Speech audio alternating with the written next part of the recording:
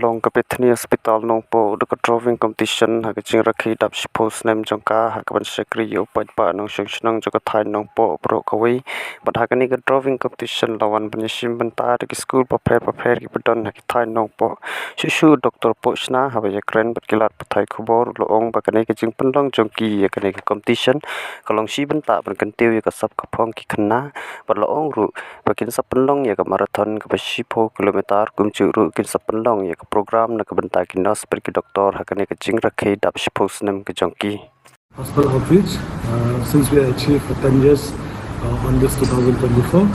So as we look back, we've seen that the hospital has been going from strength to strength, and that it's not just because of us, it's because of the community who has been part of us.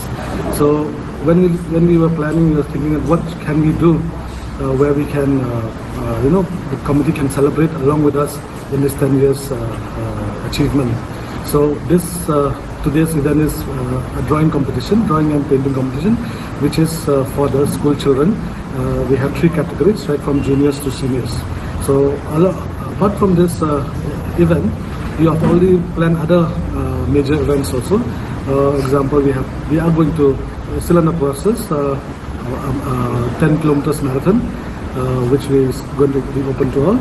And then there's academic programs also for doctors and nurses.